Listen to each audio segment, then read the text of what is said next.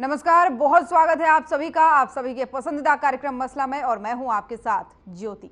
देश में 5 चरण का चुनाव सफलतापूर्वक संपन्न हो चुका है और कुछ ही घंटों बाद यानी शनिवार को छठे चरण का चुनाव होना है, जिसको लेकर के चुनाव आयोग ने तैयारियां भी पूरी कर ली हैं। और इस चरण में 8 राज्यों और केंद्र शासित प्रदेशों के 58 लोकसभा सीटों पर मतदान होना है। हरियाणा और दिल्ली की सभी सीटों पर चुनाव होगा। इसके अलावा बिहार, झारखंड, जम्मू कश्मीर, ओडिशा, उत्तर प्रदेश और पश्चिम बंगाल की कुछ सीटों के लिए मतदान होना है। साथ ही आपको बता दें कि ओडिशा के 42 विधानसभा सीटों पर भी मतदान होगा। अब तक 25 राज्यों और केंद्र शासित प्रदेशों के 428 लोकसभा सीटों पर चुनाव संपन्न हो चुके हैं और आखिरी चरण का चुनाव 1 जून को होना है।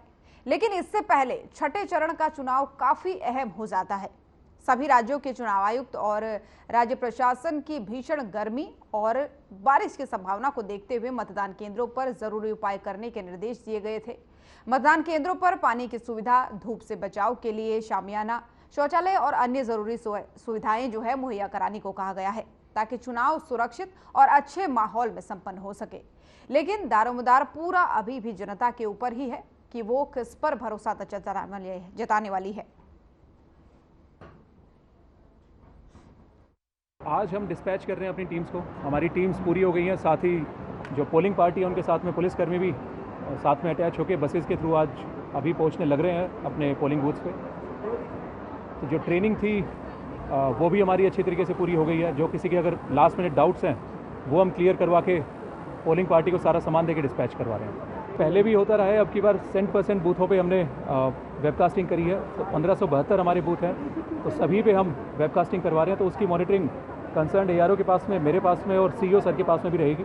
तो अगर कोई भी गड़बड़ देखने को मिलती है तो हम यहीं से मॉनिटर करके कंसर्न ARO को भी बता सकते हैं और पोलिंग पार्टी को या प्रिजाइडिंग ऑफिसर जो उस कंसर्न बूथ का है तो उस तक बात पहुँचा के उसको ठीक करवाएंगे। अगर कोई ज़्यादा दिक्कत है या कोई गलत काम अगर वहाँ पर कर रहा है पोलिंग से रिलेटेड, तो तभी की तभी उसको पकड़ के उसके खिलाफ कार्रवाई भी हम करेंगे। सुरक्षा व्यवस्था भी हमारी पूरी है। जो हमारी पोलिंग स्टेशन से लेके हेडक्वार्टर तक तो हमने करीब 4 लेवल में हमने वो रखी है। तो आशा हमारी ये है कि कल पूरा स्मूथ तरीके से हम पोलिंग प्रोसेस को करेंगे। तो गर्मी जैसे कि IMD की तरफ से हीट वेव की आशंका दे ही रखी है, तो उसके रिलेशन में हमने गर्मी से निपटने के लिए भी इंतजाम अपने पोलिंग बूथ पे करें। तो चाहे वो पानी की व्यवस्था हो, शेड की व्यवस्था हो, या बैठने की, या कूलर, या इसकी पंखे की व्यवस्था हो, तो वो सारी चीज़ें वहाँ पे रहेंगी। तो मेरी अपील लोगों से आखिरी में यही है कि ज़्यादा से ज़्यादा संख्या में निकलें घरों से अपने और सुबह जल्दी जाके वोट करें।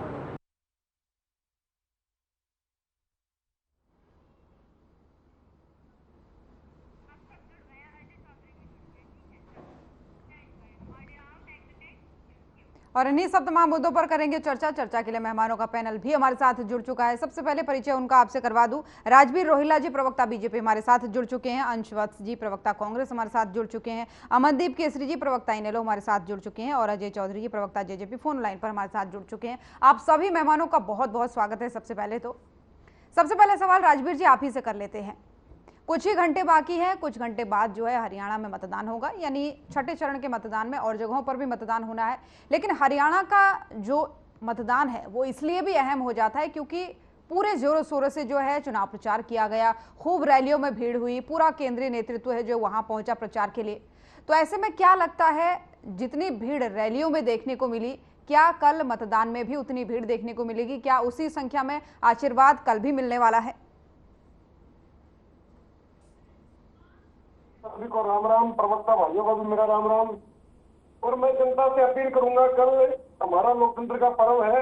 हरियाणा की जनता ज्यादा से ज्यादा वोट करे और अपना फैसला सुनाए। तो जो जहां तक भारतीय जनता पार्टी की बात है, भारतीय जनता पार्टी ने अपना प्रचार बिल्कुल उत्तम दर्जे का रखा है।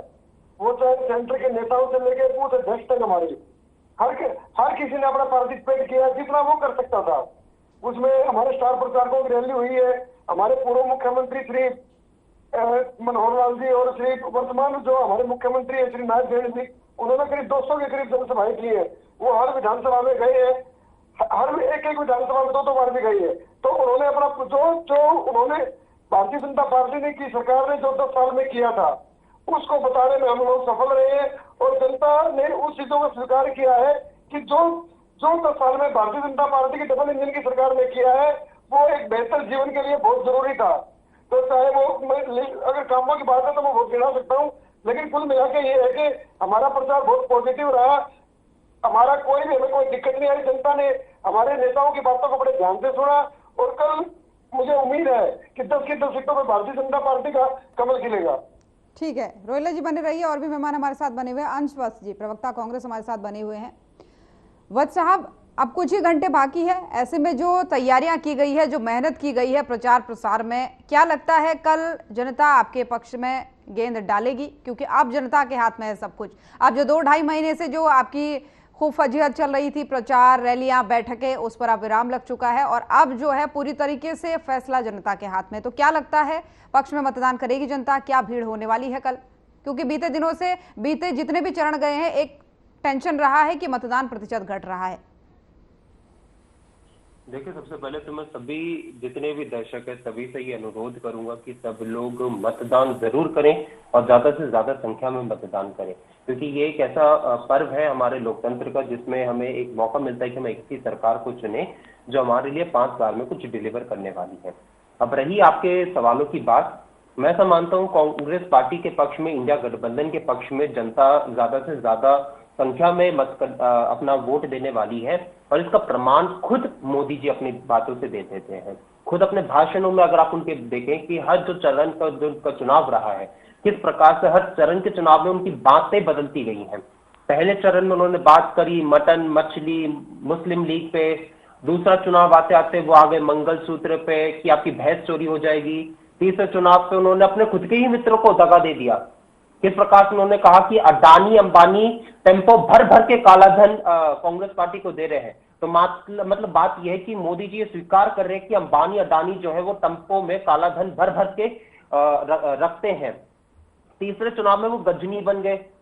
वो एक तरफ यहाँ पे इंटरव्यू में कहते हैं कि भैया वो हिंदू मुसलमान नहीं करते और 4 घंटे बाद ही अपनी बात से पलट जाते हैं और रैली में जाके हिंदू मुसलमान करने बैठ जाते हैं। और 5वें चरण में तो भैया अजब ही हो गया। मोदी जी खुद कहते कि भैया वो ईश्वर के दूत है, वो मतलब साक्षात भगवान ने उनको भेजा है, वो कोई देवे शक्ति है।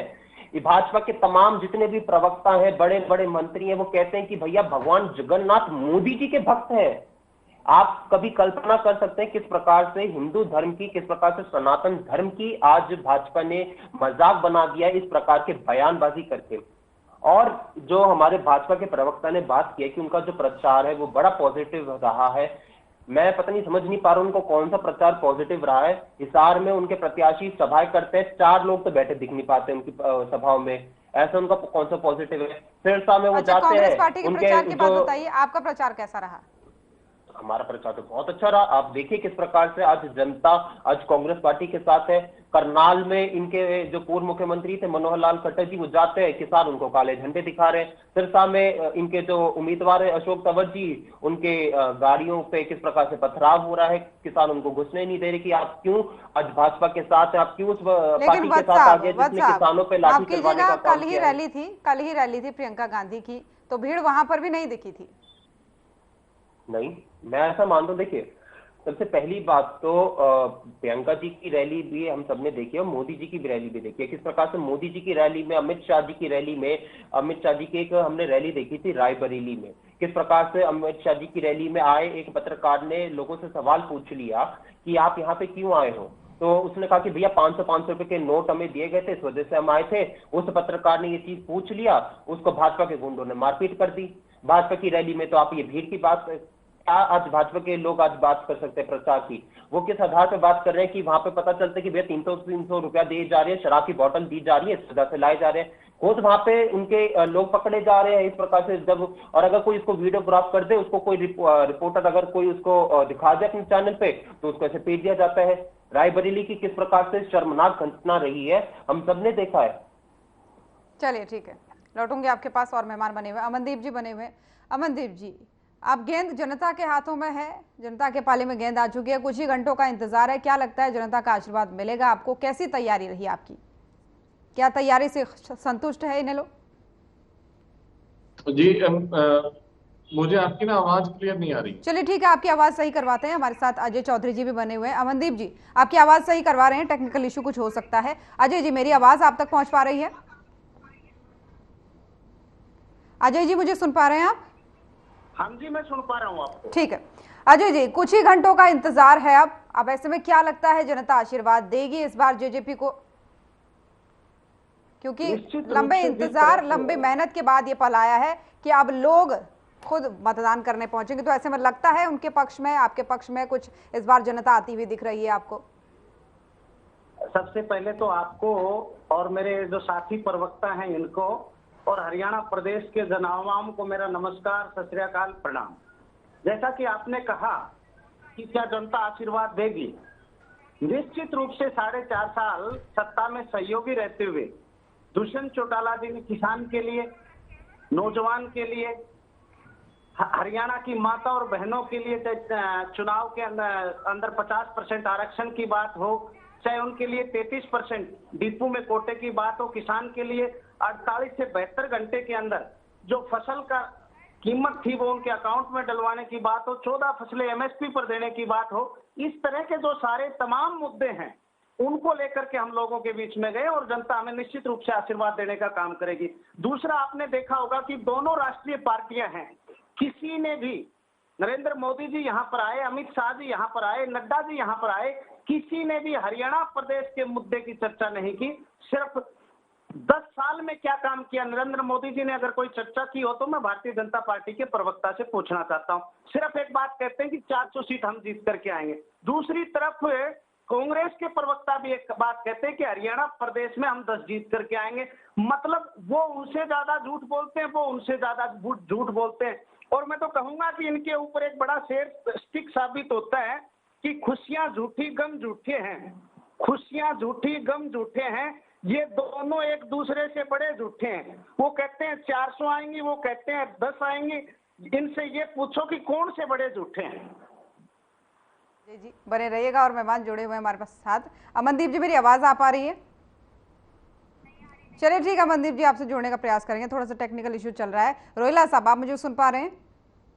जी मैं सुन रहा हूँ। आपके प्रचार से आप भले ही संतुष्ट हैं लेकिन विपक्षी पार्टियां संतुष्ट नहीं है। वत्स साहब का कहना है कि आप कैसे कह सकते हैं कि आपका प्रचार जो है संतोषजनक रहा। तमाम तरीके के उदाहरण उन्होंने दिए, मुझे लगता है मुझे दोहराने की जरूरत नहीं है, आपने सुने होंगे। मैं जसपा का जो मेरे साथी है जो मैं इसको बताना चाहूंगा कि इसकी पार्टी पूरे 10 सीटों पे 2 लाख वोट भी ले पा रही, क्योंकि इनके जो बड़े नेता थे वो प्रचार छोड़ चुके थे, उनका विरोध हुआ था, इनको पता होगा, वो प्रचार में नहीं दिखे। ठीक है, अच्छा उस दिन कुछ दिन बाद दिग्विजय सिंह भी छोड़ गए और दुष्यंत सिंह भी छोड़ गए, तो ये लोग तो अपना प्रचार भी छोड़ के थोड़ा बहुत झाड़ में घूम रहे हैं बस इधर उधर। कहाँ जा रहे हैं ये लोग? जनता ने इन लोगों को आईना दिखा दिया, इनके विधायक इनके साथ नहीं है, इनकी पार्टी टूटने वाली है, तो ये खाली हवा हवाई बातें कर रहे हैं।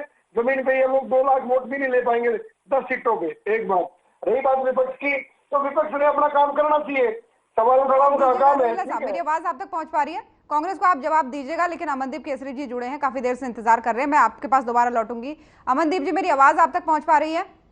जी अब आ रही है। सवाल मेरा यही है कि क्या लगता है, कुछ ही घंटों का इंतजार है, उसके बाद से अब जो गेंद है वो जनता के हाथों में है, जनता के पाले में है, तो क्या लगता है आपको इस बार समर्थन मिलने वाला है, जनता का आशीर्वाद मिलने वाला है? क्योंकि सभी पार्टियां अपना अपना दावा कर रही है। बीजेपी कह रही है कि हम 10 की 10 ले जाएंगे, उधर कांग्रेस कह रही है कि 10 तो हम नहीं आने देंगे बीजेपी की, लेकिन दूसरी तरफ जेजेपी भी ये कह रही है कि भाई वो दोनों पार्टियां जो है खाली दावे कर रही हैं, इस बार जनता उनके पाले में जाने वाली है। तो आपको क्या लगता है, आपकी तैयारी फुल है, तैयारी से संतोषजनक तरीके से आप संतुष्ट हैं?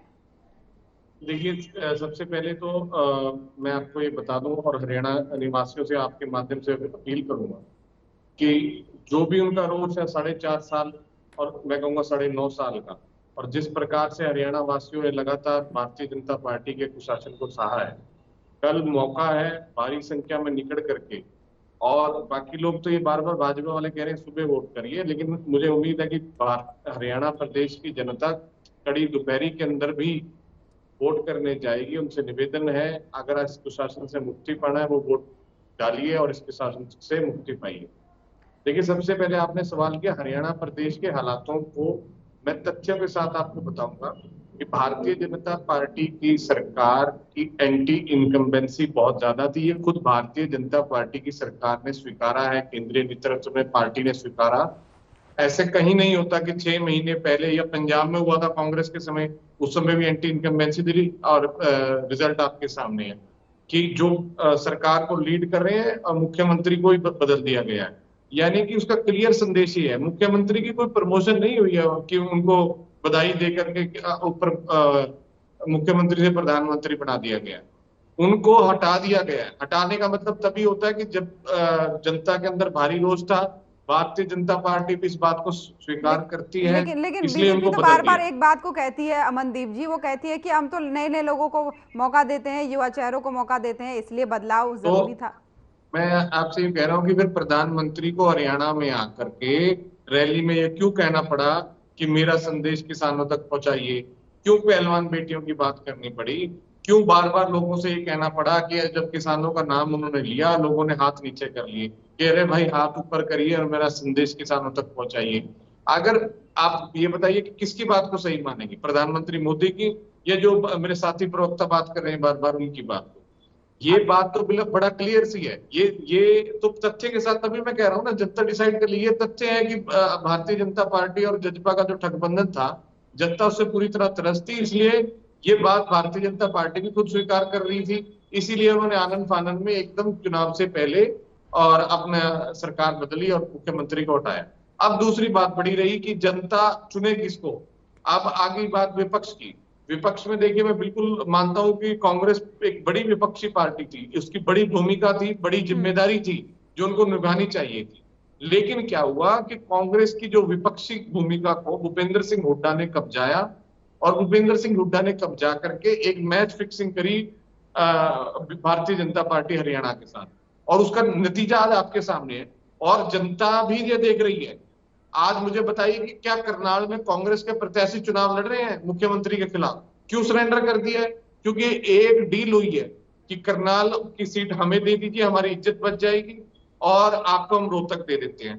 रोहतक को भारतीय जनता पार्टी ने वो कैंडिडेट उतारा कि जिसके जहां पर, सुन लीजिए मेरी बात, मैं ये कह रहा हूं कि जब भारतीय जनता पार्टी के सीनियर नेता और वो नेता भारतीय जनता पार्टी हरियाणा के कार्यालय तक चलाते रहे हैं, वो रोहतक के कैंडिडेट को, जो सांसद अरविंद शर्मा है, उनकी लगातार मुखालफत करते रहे हैं, उसके बाद भी उतार दिया। और अरविंद शर्मा वो सांसद है जो भाजपा की नीतियों के खिलाफ भी वो लगातार बोलते रहे हैं।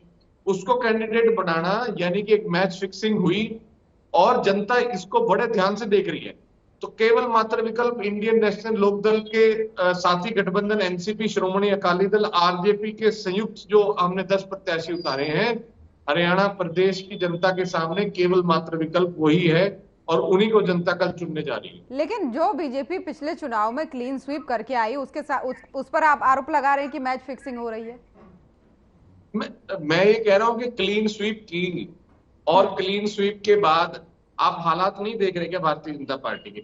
एक प्रधानमंत्री का कोई स्टेटस होता है, प्रधानमंत्री ने अगर उनके बात की तवज्जो होती है, अगर प्रधानमंत्री ने किसी आदमी को कोयला चोर कह दिया, क्या पूरे देश में उनको चुनाव लड़ाने के लिए और कोई नहीं मिला? कोयला चोर तक को, जिसको कोयला चोर खुद कहा, उसको अपनी पार्टी में लेना पड़ा और चुनाव लड़वाना पड़ा। ये इस बात को दर्शाता है कि भारतीय जनता पार्टी की हालत किस कदर तक बुरी है हरियाणा प्रदेश। ये साफ इस बात को दर्शाता है और कुछ नहीं दर्शाता ये बात। और भारतीय जनता पार्टी से मुक्ति पाने के लिए जनता बिल्कुल तैयार है, त्रस्त हो गई। और खाली एक सीट की बात नहीं है, हरियाणा के अंदर छोटा सा तो हरियाणा 10 सीटें हैं, तो 4-5 तो सांसद इन्होंने बदल दिए। ठीक है, वो अगर क्लीन स्वीप कर रहे थे तो क्यों नहीं उनको खड़ा किया? चलिए ठीक है, अमनदीप जी लौटूंगी आपके पास, समय की थोड़ा सा पाबंदी है। रोयला जी, आपको बीच में रोका था मैंने, अपना जवाब पूरा कीजिए, साथ में अमनदीप केसरी जी के सवालों का जवाब भी दीजिए। एंटी इनकम्बेंसी और तमाम तरीके के आरोप लगा रहे हैं वो। सत्ता से बाहर है, इन लोगों का जो वोट प्रतिशत है वो 1-1.5% पे आगे टिक गया है। इन लोगों को तो अपना निशान बचाना मुश्किल हो रहा है और ये हरियाणा बचाने की बात करते हैं। पहले अपनी पार्टी का निशान बचाए। आपने 10 कैंडिडेट दिए हैं, शायद आपको उन पूरा का नाम भी नहीं पता होगा आपको। ये सच्चाई है, मान लो सर। आप थोड़ा बहुत परफॉर्म लौटूंगी आपके पास, एक बार सुन लीजिए, लौटूंगी। आपका कुल मिला के 3 लाख वोट भी नहीं आ रही आपके, आप भी देख लेना, ठीक है ना। वो कह रहे हैं कि रही शीर्ष बात नेतृत्व कांग्रेस बार की, बार इशारा कर रहा था, इसीलिए जो है तो वो सरकार जवाब भी दो। बदली मतलब ज्यादा मुख्यमंत्री गणित का मत चेहरा समझाओ, बदला गया, गणित के तमाम अगर सारी इतने अच्छे चीजें। ज्ञाता हो नहीं तो नहीं, आप मैं बता रहा हूँ ज्योति जी, इनकी प्रॉब्लम क्या है। ये लोग मुगालते में है कि जनता इन्हें वोट करेगी। जनता ने वोट क्यों करेगी? इनका जंगल राज देखा है, इनके नेताओं की जेल देखी है, वो तो खुद को इन एकमात्र लोगों विकल्प ने बता रहे देखी है। हैं, आज एकमात्र विकल्प बता रहे हैं खुद को। जो जनता वोट कर रही है ना, वो जो वोट प्रतिशत है, वो इनकी सारी कहानी बयां कर रहा है। फिर जनता ने इन परिवारों की राजनीति को नकार दिया है। जनता ने भारतीय जनता पार्टी की, नरेंद्र मोदी जी की सरकार को अपनाया। 10 साल नरेंद्र मोदी जी ने काम किया और काम का रिवाज मांगने हम जनता में जा रहे हैं। हमने 1,40,000 नौकरियां दी है। ये लोग 32 नौकरी इन्होंने अलमारी के पीछे से लिस्ट बनाई थी दोबारा, तो जेल काट के आए इनके नेता। ठीक है ना। तो ये किस मुंह से कह रहे हैं हम जनता की रखवाली करेंगे? कोई रखवाली नहीं करने वाली। इन्हें अपनी पार्टी का वजूद बचाना है और जनता को पता भी है तो इनके दाने कितने हैं बस। खैर, वजूद बचाने वाली जनता ही होती है। एक छोटा सा सवाल आप ही से और है। वत्स साहब ने कहा था कि प्रधानमंत्री जी आए और एक भी रैली में, अलग अलग चरणों में उनकी अलग अलग बातें बदलती गई, लेकिन मुद्दों पर उन्होंने एक भी रैली में बात नहीं की। कभी मंगलसूत्र पे आ गए, कभी दूसरी चीज पर आ गए, लेकिन मुद्दों पर बात नहीं की। उस पर छोटा सा जवाब चाहूंगी, उसके बाद वत्स साहब आपके पास आऊंगी। भारतीय जनता पार्टी की मैनिफेस्टो कमेटी ने मैनिफेस्टो जारी किया है और चुनाव में हमने वो मैनिफेस्टो घर घर पहुंचाया अपना, भाई हमने 10 साल में क्या किया है और आने वाले 10 साल में हम क्या करने वाले हैं 5 साल में। ठीक है। तो जो चुनाव में जो बयानबाजी होती है वो बयानबाजी चलती रहती है, क्योंकि इनके नेताओं ने बहुत कुछ कहा है। मैं पे नहीं जाना नहीं, वो चाहता, कह रहे हैं पहले लेकिन चरण में आप मीट मांस मछली पर आए, फिर आप मंगलसूत्र पे आए, फिर तमाम सारी चीजें कह रहे हैं वो। आप ये बताइए, इन्होंने जो आरक्षण ये लोग देने की कोशिश कर रहे थे आंध्र प्रदेश में, कर्नाटका में, उसे सुप्रीम कोर्ट ने मना किया है। ये धर्म के आधार पर जो मतलब मान लीजिए आरक्षण है, वो कैसे स्वीकार करेगा देश? वो देश कैसे स्वीकार करेगा? ठीक है। इन लोगों ने अपीजमेंट की राजनीति की है। जनता ने 10 साल से इनको बाहर रखा है और आगे आने वाले समय में हरियाणा की जनता कल 10 के 10 सीटों में भारतीय जनता पार्टी को जिताने का काम करेगी। और एक बात और कहना चाहूंगा मैं, कल परसों राहुल गांधी जी आए थे महेंद्रगढ़ में, दादरी में शायद रैली थी वो, तो वहाँ राव दान सिंह और किरण चौधरी की वो जो एक फोटो वायरल हुई है, एक वीडियो वायरल हुई है, वो सारी कहानी बयां कर रही है इनकी। तो ये इन लोगों का आपस में कोई समझ में नहीं है। टोहाना में जो विरोध हुआ, टोहाना में जो मारपीट हुई, लोहारू में जो मारपीट हुई, जो इनके वो आपकी बात करते हैं, आप उनकी बात करते हैं कि किसान आपका विरोध कर रहे हैं, आप कहते हैं कि उनका विरोध हो रहा है, मारपीट हो रही कोई है। बात नहीं, मैं मानता हूँ ना, जो चीज मुझे पूछी जाएगी मैं बताऊंगा। तो ये कम से कम अपना घर संभाल ले। खैर इसमें दो बड़ी बातें निकल करके सामने आती है। एक जो अमनदीप केसरी जी ने कहा कि मैच फिक्सिंग वाली बात, दूसरी आपकी बात। खैर रोकूंगी, रोहिला जी रोकूंगी, यहाँ पर ब्रेक का वक्त हो चला है, जल्द लौटूंगी। तो यहाँ पर रुकेंगे एक छोटे से ब्रेक के लिए, जल्द हाजिर होंगे।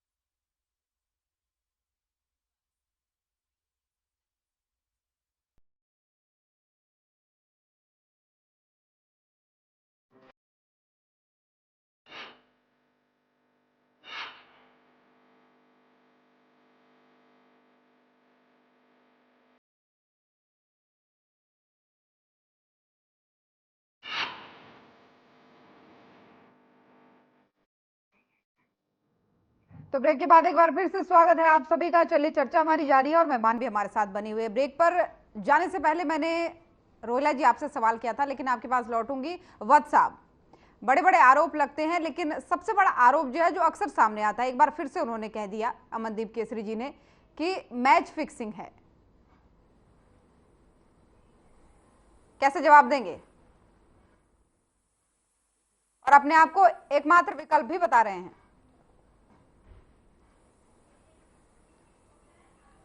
कोई आपकी एक आवाज ग्राउंड होना। हाँ, मैं कह रहा हूँ कि देखिए सब लोग अपनी अपनी बातें रखते हैं, लेकिन आप जो बात रख रहे हो उसका कोई बेस होना चाहिए, कोई ग्राउंड होना चाहिए। आपकी पूरी विधानसभा में आप किस आधार पर कह रहे हैं कि आप अपना एक सांसद, एक सांसद भी नहीं है, आपके सिर्फ एक विधायक है, उस आधार पर कैसे कह सकते हैं कि आप पूरा आप सीटें जीत लेंगे? कोई ग्राउंड होना चाहिए, कोई बेस होना चाहिए। अभी तक जितने भी उपचुनाव हुए हैं, अगर कोई जो रहा है, चाहे आदमपुर का, चाहे कोई भी हो, आपको उसमें क्या आपका प्रदर्शन रहा है, तो आप उस आधार पर कुछ बात तो करिए, कोई तथ्य तो हो जिसके आधार पर आप बात करें। और रही बात, अगर मैं बात करूं, जजपा के प्रवक्ता ने जो बात कही थी, जजपा को खुद को नहीं पता कि इनको करना क्या है। जजपा यहाँ पे जब भाजपा की सरकार जो अल्पत्व में आ जाती है, इनके जो नेता हैं वो कांग्रेस को समर्थन देने की बात करते हैं, इनके जो विधायक हैं वो पीठ पीछे जाकर भाजपा के प्रत्याशियों को समर्थन देने की बात करते हैं। इनके खुद की पार्टी में दो मतभेद चल रहे हैं। भाजपा के प्रवक्ता ने बात रखी कि किस प्रकार से महेंद्रगढ़ में हमारी सभा में उन्होंने जो बात रखी है, देखिए मैं ऐसा मानता हूं कि वहां पे शोर था और इस वजह से वो दोनों अपनी कुछ बातें कर रहे थे। ऐसा कोई लड़ाई की बात नहीं थी। लड़ाई जो होती है, शायद इनको पता नहीं है रोहिला जी को, मैं इनको बताता हूँ लड़ाई क्या होती है। जब राजस्थान का चुनाव चल रहा था ना, राजनाथ सिंह जी मंच पे बैठे हुए थे, दो गुट के नेता थे वहां के लोकल, एक भाषण दे रहा था, दूसरा ने माइक उठा के चले गए।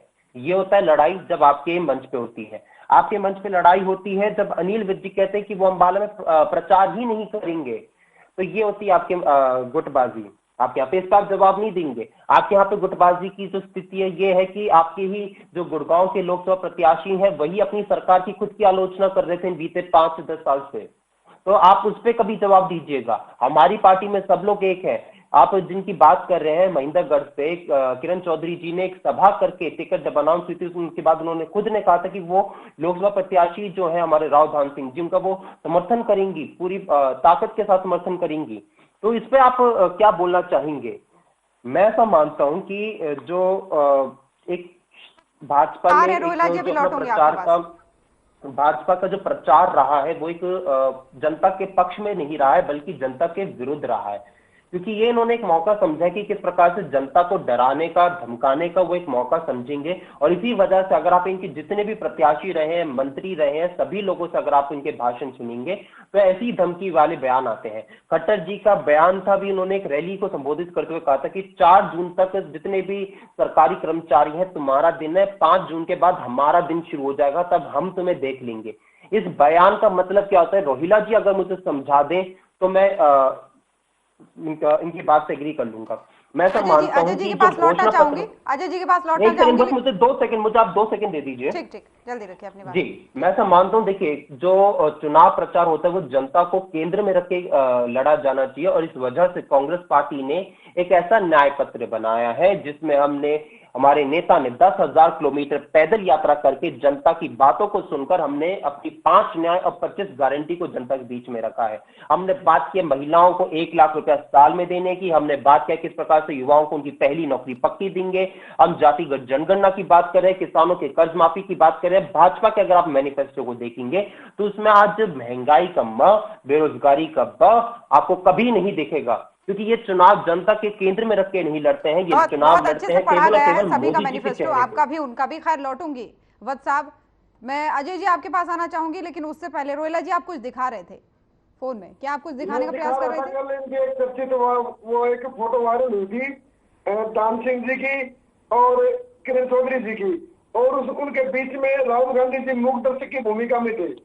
ये आप ये देखना चाहिए। ये देखिए, ये सोशल मीडिया पे वीडियो भी वायरल है। तो इनकी जो गुटबाजी है ये तो सबके सामने आ रही है। तो ये तो ठीक है, चुनाव लड़ रहे हैं, लेकिन ये लोग एक दूसरे को लेकिन वो तो विजय साहब पर तंज कसते हुए कह रहे हैं कि उसको कहते हैं गुटबाजी। वो अनिल विज साहब पर तंज कस रहे हो, कह रहे इसको कहते गुटबाजी, इसको नहीं कहते। अनिल विज जी भारतीय जनता पार्टी का प्रचार कर रहे हैं, आप जाके अपना फैक्ट चेक कर सकते हैं। हाँ, उन्होंने अपना प्रचार अपना माड़ा की जो कॉन्स्टिट्यूएंसी वहां कर रहे हैं वो, और बंदो कटारिया जी के लिए डोर टू डोर किया उन्होंने। खैर वो सभी ने देखा, लेकिन वत्स साहब इस चीज को मानना होगा कि किरण जी सामने आई थी, उन्होंने सामने आकर के बहुत सारी बातें बोली थी कि मेरे क्षेत्र में बैठकें होती हैं, मुझे नहीं बताया जाता, मैं फोन करती हूँ, राजदान जी मेरा फोन उठाते, तमाम सारी बातें कही थी। खैर लौटूंगी आप तमाम सारी चर्चा और करूंगी, लेकिन अजय जी मेरी आवाज आप तक पहुंच पा रही है? अजय जी मेरी आवाज पहुंच पा रही है? हाँ जी, मैं सुन पा रहा हूँ सोनिया। ठीक है अजय जी, इनेलो कहती है कि हम एकमात्र विकल्प है, बाकी कांग्रेस और बीजेपी का कॉन्फिडेंस आप देख ही रहे हैं, तो ऐसे में आपको क्या लगता है कौन विकल्प है, और अगर विकल्प है तो क्यों जनता उसे चुने? सोनिया जी, यहाँ पर टीवी पर बैठ करके और जो मेरे साथी प्रवक्ता कह रहे हैं कि विकल्प वो है, विकल्प वो है, ये हम बैठ करके फैसला नहीं कर सकते, ना आप कर सकते। ये फैसला हरियाणा प्रदेश के जन आवाम को करना है कि विकल्प कौन है। अगली बात ये मैं कहूंगा कि जो भारतीय जनता पार्टी के प्रवक्ता हैं और कांग्रेस के भी प्रवक्ता, मैं दोनों साथियों के लिए कहूंगा, और मैं मेरी शुरुआत एक शेर के माध्यम से करूंगा। भारतीय जनता पार्टी के प्रवक्ता रोयल आदि सुन रहे होंगे कि तू इधर उधर की बात ना कर, ये बता कि कारवा क्यों लुटा, तेरे रहजनों से वास्ता नहीं है, तेरी रहबरी पे सवाल है। हमें 2 लाख वोट आएंगे या नहीं आएंगे, मुद्दा ये नहीं है। हमारे विधायक छोड़ करके जा रहे हैं, मुद्दा ये नहीं है। हमें कितने वोट आएंगे, मुद्दा ये नहीं है। मुद्दा ये है कि 10 साल तक आप सत्ता में रहे हो, आप सत्ता में रहने के बावजूद जो आपकी उपलब्धि रही कि आपने अग्निवीर योजना बनाई, लेकिन चुनाव के अंदर प्रधानमंत्री जी और आपके सीनियर जो लीडर हैं, उनकी हिम्मत नहीं है कि वो अग्निवीर के नाम पर वोट मांगे। आपने नोटबंदी की, लोगों को गुमराह किया कि हमने काला धन खत्म कर दिया, आज आप उसकी चर्चा नहीं की है, कर रहे हो कि हमें नोटबंदी के नाम पर वोट दे दो। 100 स्मार्ट सिटी आपको बनाने थे, आज आप उस पर चर्चा नहीं कर रहे। पेट्रोल आपको 35 रुपए करना था, आप उसकी चर्चा नहीं कर रहे। चीन को लाल आंख दिखानी थी, आज आप उसकी चर्चा नहीं कर रहे।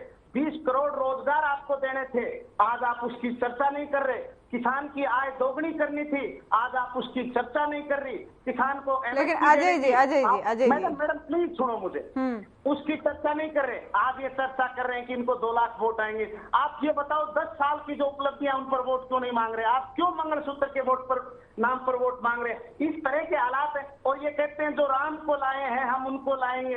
अरे कुछ तो शर्म करो, राम हमें लाए हैं या तुम राम को लाए हो? आप इस तरह के ढकोसले कर रहे हैं, राम को लाए, भगवान राम हमको लेकर के आए, ये हमारी भावनाओं को ठेस पहुंचा रहे हैं, ये एक हिंदू वर्ग की भावनाओं को ठेस पहुंचा रहे हैं। और चुनाव आयोग क्या कर रहा है? कौरवों की सभा के विषम पितामह की तरह खामोशी साध करके तमाशा देख रहा है। इनके नेताओं के खिलाफ FIR दर्ज होनी चाहिए, लेकिन इस बात की कोई चर्चा नहीं। दूसरा, मैं आपको एक बात कहूंगा कि कांग्रेस के प्रवक्ता ने कहा कि जेजेपी वालों में तो मनभेद चल रहे हैं। निश्चित रूप से चल रहे हैं, हमारे कुछ विधायक हमारे साथ नहीं है। लेकिन मिस्टर, मैं आपको कहना चाहूंगा कि आपकी सभाओं में तो जिस तरह से जुत्तम बाजार हो रही है, 1980 के दशक में पहली बार हिंदी पिक्चर फिल्मों में फाइटिंग सीन शुरू हुए। मैं तो कहता हूं कि अगर हरियाणा प्रदेश के जन आवाम उन पिक्चरों को ना देख करके आपकी जनसभाएं देख ले, तो पिक्चर देखने की जरूरत नहीं। एक दूसरे को जूते मारे जा रहे हैं। आप इलेक्शन लड़ने की बात कर रहे हैं, आप मुद्दों की चर्चा क्यों नहीं करते? हरियाणा प्रदेश का जन आवाम सारा जानता है कि CBI और ED के डर से आप भारतीय जनता पार्टी के इशारे पर काम कर रहे हो। लेकिन एक सवाल मेरा अजय जी, आपने तमाम सारे सवालों के जवाब बिना बोले ही दे दिए, बिना सवालों के जवाब भी आपने काफी सारे जवाब दे दिए। लेकिन एक और जवाब, जो आप बीजेपी के खिलाफ मुद्दे बता रहे हैं कि इन पर चर्चा नहीं हो रही, इन पर चर्चा नहीं हो रही है, लेकिन एक छोटी सी कंडीशन यहाँ पर है, क्या अगर सीट शेयरिंग में 2 सीटें जेजेपी को मिल चुकी होती तो तब भी क्या जेजेपी के मुद्दे यही होते? निश्चित रूप से। मैं आपको एक बात बताऊं सोनिया जी, मैं 4.5 साल हरियाणा प्रदेश में इनकी सत्ता के साझेदार रहे, और मैं आपको बताता हूं, और आप कहो तो मैं वीडियो भेज सकता हूं। किसान आंदोलन था, अजय चौधरी एडवोकेट के बारे में आप पता करो। नारनौल के अंदर धरना स्टेज करने वाला किसानों के पक्ष में अजय चौधरी आज एक भारतीय जनता पार्टी के साथ है, हमने धरना स्टेज किया। और निश्चित रूप से अगर इस तरह की बातें आती तो हम खुल करके कहते प्रजातंत्र क्या है, डेमोक्रेसी क्या है। जहां गठबंधन हो गया तो उसका मतलब ये थोड़ी है कि डेमोक्रेसी में अपनी बात नहीं रखी जाती। अपनी बात हम निश्चित रूप से रखते। हम ये कहते कि अग्निवीर जो है वो गलत है। नोटबंदी से इस देश को कोई फायदा नहीं हुआ। किसान की एमएसपी दुष्यंत चौटाला की सत्ता में सहयोगी रहे। 14 फसलें हमने एमएसपी पर खरीदी। तो अब उस पर अब गड़बड़ है या तब भी गड़बड़ थी? आप बताओ, मैं भारतीय जनता पार्टी के प्रवक्ता यहाँ पर बैठे, कितने स्टेटों में, प्रदेश में कितने स्टेटों में इनकी सरकार है, कितनी फसलें एमएसपी पर खरीदी जा रही है। और हरियाणा प्रदेश में 2019 से पहले हम इनके सत्ता में सहयोगी नहीं थे। आप इनसे पूछो। तो आप कह रहे हैं कि आपके सत्ता में सहयोगी होने से ये संभव हो पाया कि हरियाणा में 14 फसलों पर एमएसपी मिली। रोहिला जी आप पर आऊंगी, एक बार उनको अपनी बात पूरी करने दीजिए। रोहिला आप ही पर आऊंगी, रोहिला जी आप ही पर आऊंगी। अजय जी अपनी बात पूरी कीजिए। जी, हम सत्ता में सहयोगी थे, तभी 2019 के बाद ये हो पाया कि 14 फसलें एमएसपी पर खरीदी गई। किसान के अकाउंट में 48 से 72 घंटे के अंदर पैसा डाला गया। जो किसान की फसल नष्ट हो जाती थी ओलावृष्टि से, अन्य किसी आपदा से, उसका पैसा तुरंत प्रभाव से 15,000 रुपए एकड़ के हिसाब से, ये सारी व्यवस्थाएं तभी हो पाई जब किसान की सुनने वाला दुष्यंत चौटाला सत्ता में भागीदार। चलिए ठीक है, रोहिला जी जवाब। आप कुछ बोल रहे थे, आप बीच में म्यूट थे। मेरे साथी है जो ये पता क्या है, डबल खेल रहे हैं। इनके जो नेता थे अजय सिंह चौटाला, जिन्होंने किसान आंदोलन को बीमारी कहा, एक बात ये अजय भाई कह रहे हमने नारनौल में धरने में साथ दिया, तो अपना फैसला करो, अपने रहना कहाँ है, ठीक है ना। रही बात एमएसपी की, 14 फसलों पे एमएसपी मनोहर लाल जी का फैसला था। भावांतर भरपाई योजना मनोहर लाल जी का फैसला था, ठीक है। जो खाते में जो पैसे डालने की व्यवस्था थी ये मनोहर लाल जी, क्योंकि मनोहर लाल जी ने लगातार ऑनलाइन पोर्टल, वो तो कह रहे हमारे सहयोग के बिना संभव ही नहीं था। नहीं कहेगा सहयोग इनका, क्योंकि मनोहर लाल जी ने बिल्कुल एक काउंसिलर में क्लियर किया था, सरकार हमारी, हम चला रहे, वो सहयोगी है, बस इतनी सी भूमिका थी इनकी। इनको इनके महकमे रखे थे, उसमें इन्होंने परफॉर्म करना था। लेकिन ये हेल्थ में भी अपने हाथ पर टांग अड़ा रहे हैं, हमने ये कर दिया हमने, जबकि अल्टीमेटली मतलब सरकार का मुख्यमंत्री है, दस्तक उसके होने हैं, ठीक है ना। तो ये कोई बात नहीं है जो भाई ये कह रहे हैं। और किसान का हमारे जेपी दलाल जी कृषि मंत्री थे, आप कहां से आगे उसमें, आप कहां से आगे उसमें?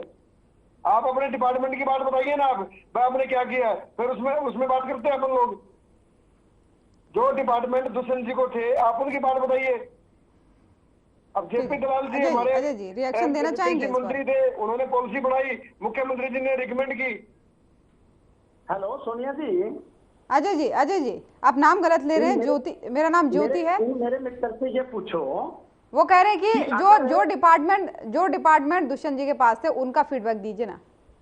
नहीं, मैं एक मिनट में आपको, अगर दुष्यंत चौटाला जी नहीं होते, दुष्यंत चौटाला जी जब से सत्ता से हटे, आज हरियाणा प्रदेश का किसान लू के थपेड़ों के अंदर अपनी फसल बेचने के लिए मंडियों में दिन रात पड़ा रहा है। दुष्यंत चौटाला जी के समय एक भी दाना फसल का बाजार में नहीं है, सारा दाना बिक चुका है किसान का। और आप भाई साहब सुनिए प्लीज, 22 तारीख तक परचेज हुई है भाई साहब।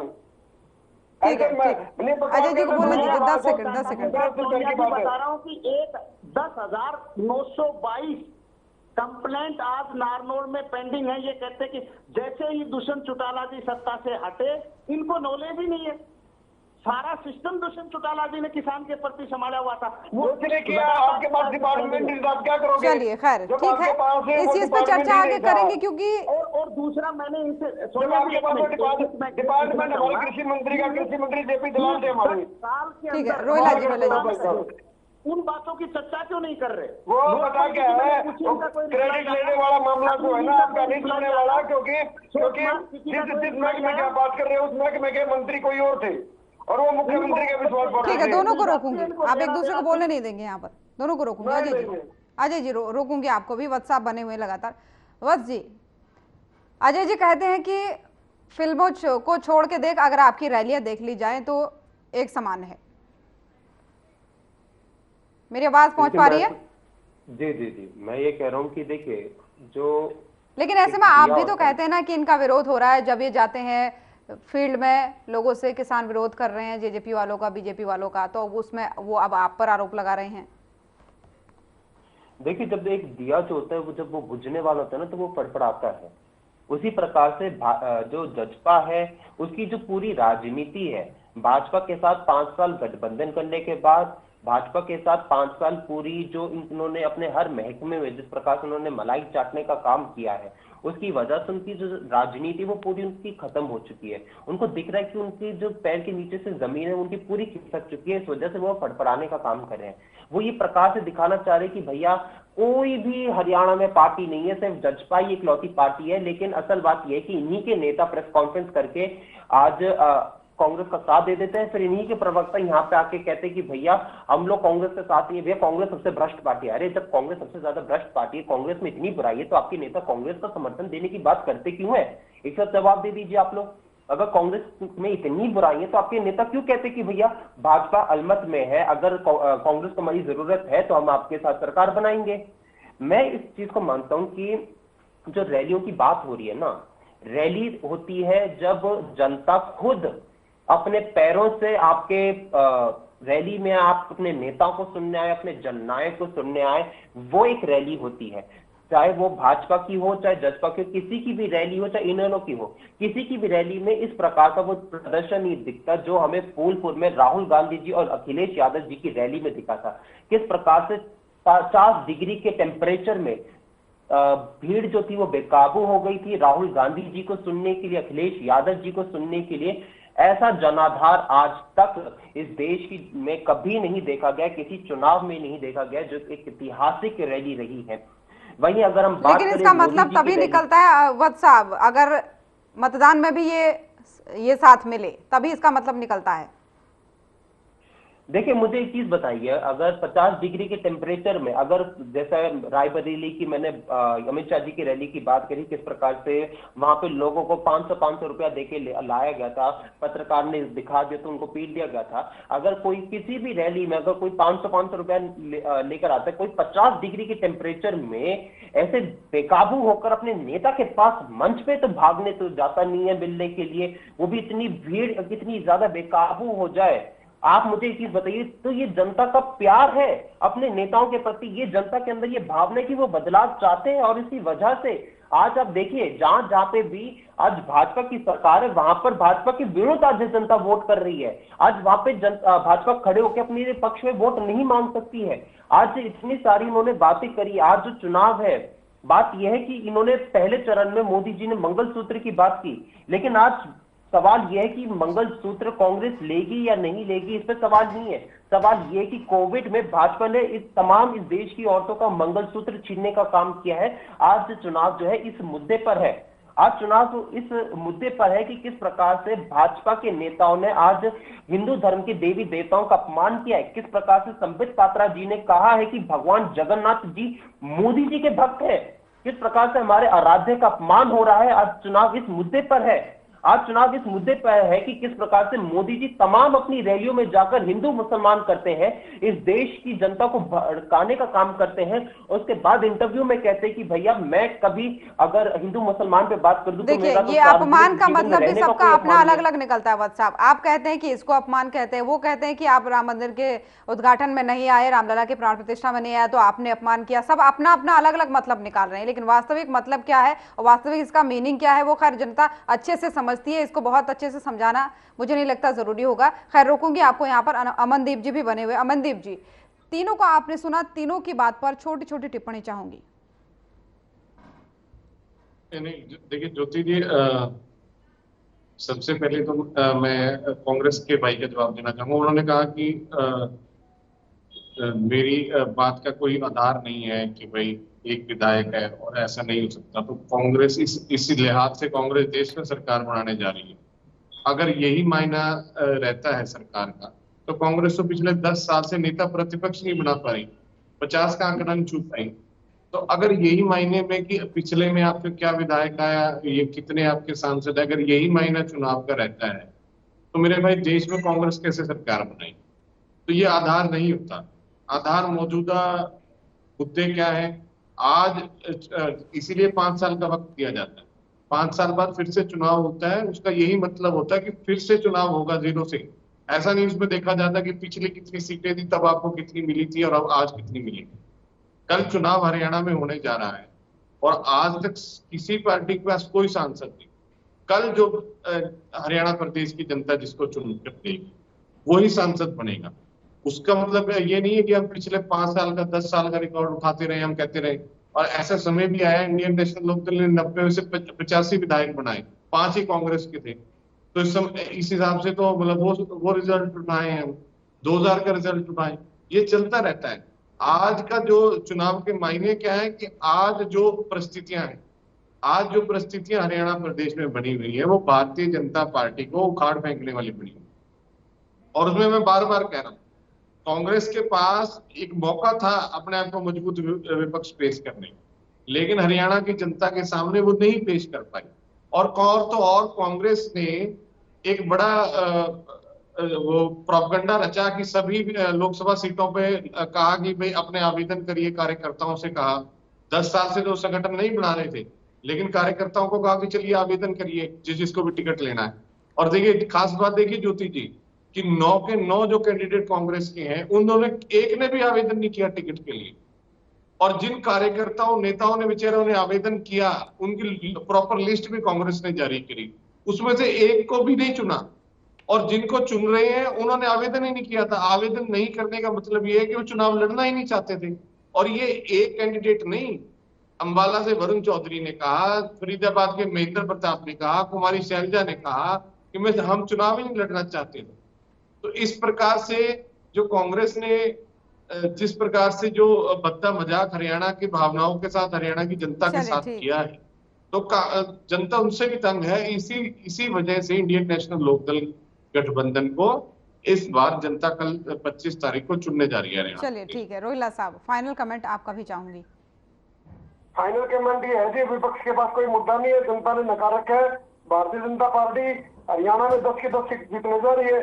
और वो भी हमारे मोदी जी ने जो काम किया और मनोहर लाल जी और नायब सैनी जी ने जो काम किया है, हमने सिर्फ काम के आधार पर वोट मांगे हैं और जनता हमारे काम से सेटिस्फाइड है और कल हमें उसका रिजल्ट देगी। चलिए ठीक है, अजय जी मेरी आवाज अगर आप तक पहुंच पा रही हो तो फाइनल कमेंट आप भी दे दीजिए। सोनिया जी, मैं फाइनल कमेंट सिर्फ इतना कहूंगा, कांग्रेस के जो प्रवक्ता अभी बोल रहे थे, मैं उनके लिए कहूंगा जो इनके अंदर गुटों में बटे हुए लोग हैं, SKR है या SR के गुट है इनका, हुड्डा साहब, शैलजा और किरण जी का जो गुट है, तो किरण जी, शैलजा जी और रणदीप जी बिल्कुल इंतजार कर रहे हैं, वो कांटा निकालने के चक्कर में है। और मैं एक शायरी के माध्यम से अपनी बात कंक्लूड करूंगा कि कोई मौसम हो सुख में दुख में गुजारा कौन करता है, कोई मौसम हो सुख में दुख में गुजारा कौन करता है, परिंदों की तरह सब कुछ गुवारा कौन करता है, और घरों की राख फिर देखेंगे। पहले तो SKR ग्रुप वाले ये देख रहे हैं कि घरों को फूकने का इशारा कौन करता है। चलिए ठीक है, वत्स साहब फाइनल कमेंट आप ही से लूंगी।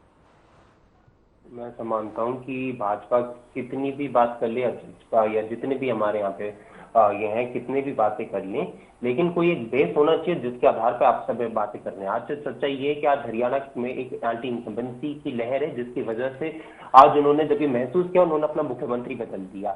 हरियाणा की जनता आज बदलाव चाहती है, इस वजह से वो कांग्रेस पार्टी के साथ जुड़ना चाहती है, इंडिया गठबंधन के साथ जुड़ना चाहती है, एक ऐसी पार्टी के साथ जुड़ना चाहती है जो कि मुद्दे पर बात करती है, बेरोजगारी, महंगाई पर बात करती है, महिलाओं की सुरक्षा पर बात करती है।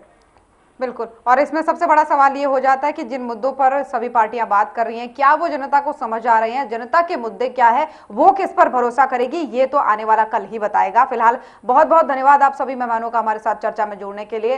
तो कुछ ही घंटों बाद छठे चरण के लिए मतदान होने हैं और ऐसे में हरियाणा की सभी 10 लोकसभा सीटों पर भी मतदान होने हैं। ये पूरा जो है इस बार अब जो है छठे चरण के लिए गेंद अब जनता के पाले में आ चुकी है। कुछ ही समय का इंतजार करना होगा। फिलहाल आज के मसले में इतना ही। नमस्कार।